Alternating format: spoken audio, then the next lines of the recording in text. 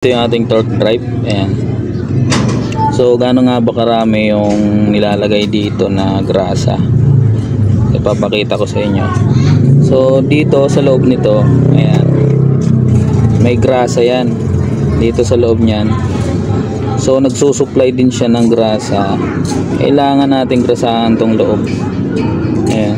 So papakita ko sa inyo na may ano siya, mayroon siyang tunnel na nilalabasan.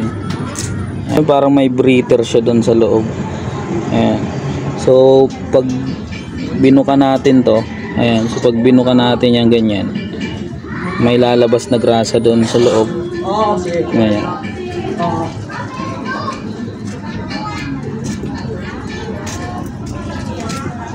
Ayan. So sana nakikita nyo.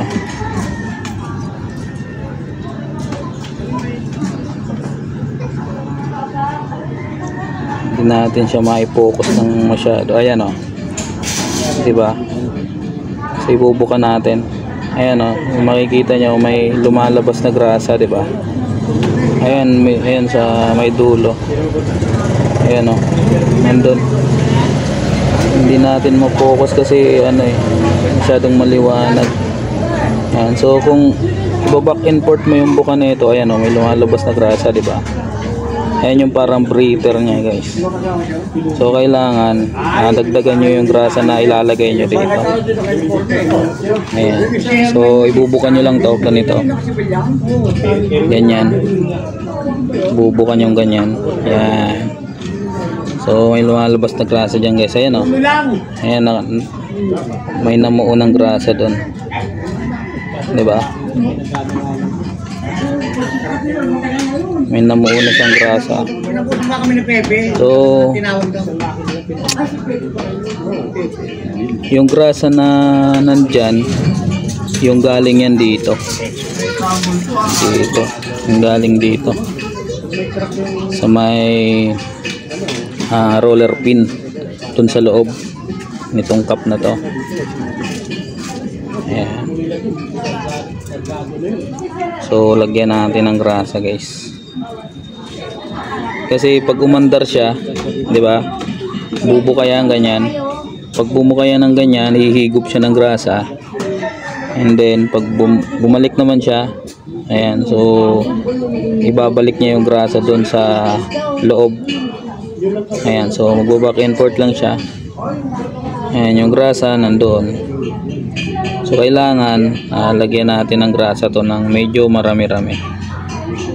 Ayan, huwag yung kokonti kasi natutuyuan yung doon sa ilalim. Ayan o, tuyo-tuyo o, yung doon sa ilalim. Halos wala na siyang grasa. So ayan, lagyan na natin.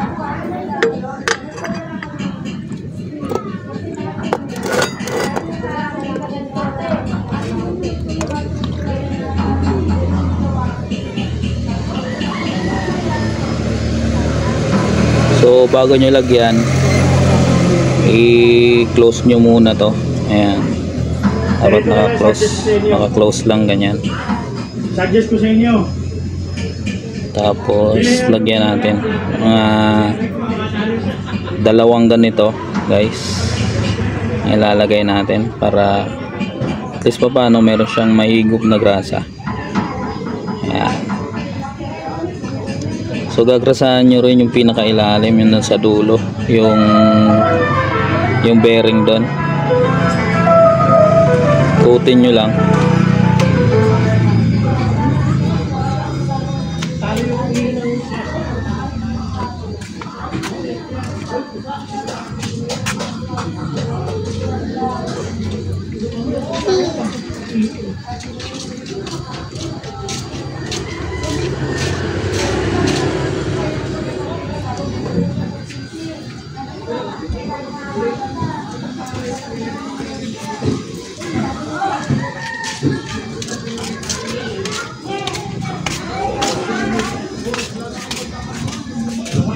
Ayan, so isa pa.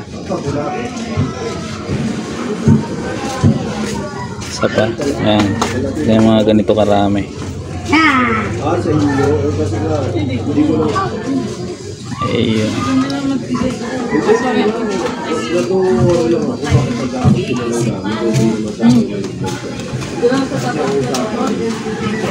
So pag uminit kasi siya, pag uminit, so yung grasa natin is medyo nalulusaw yan. Nagkakaroon ng parang ano, medyo nawawala yung lapot niya. So ayan, magpi-play siya dun sa ilalim. So ganyan ninyo lang para pumasok yung grasa dun.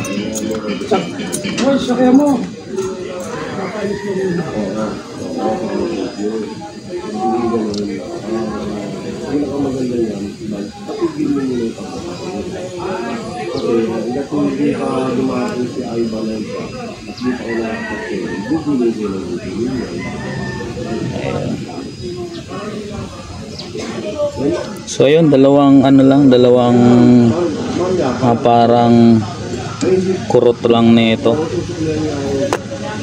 So ang ating grasa, yung high temp grease na top 1. So ito yung advisable na grasa na para dito sa torque drive.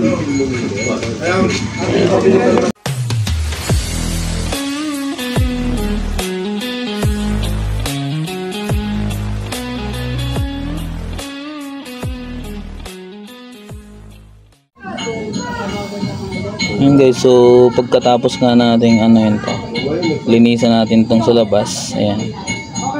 So pag okay na, so, masasalat nyo naman yan na yung grasa medyo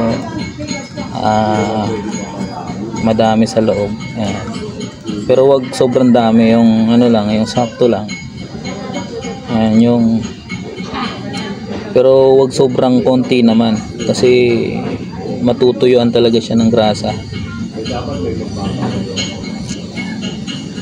Dito linisan lang natin to. Ayan, dito.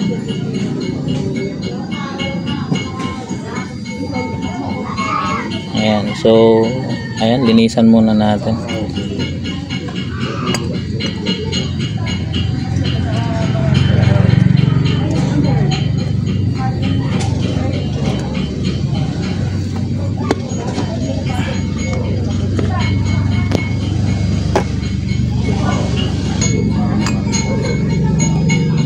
Linisan lang natin tong labas. Ayan. So huwag yung patatapunin yung grasa dito guys sa sa labas na to. Ayan, itong part na to. Ayan. So dapat yung grasa is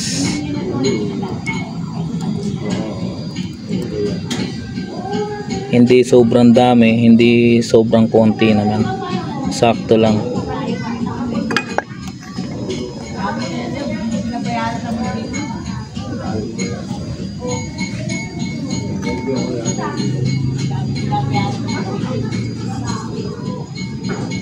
Ayan, so linisan natin dito.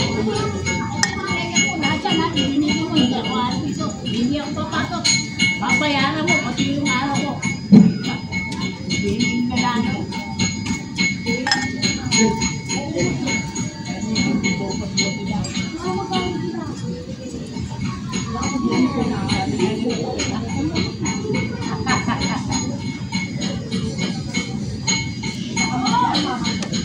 Ayan, oh.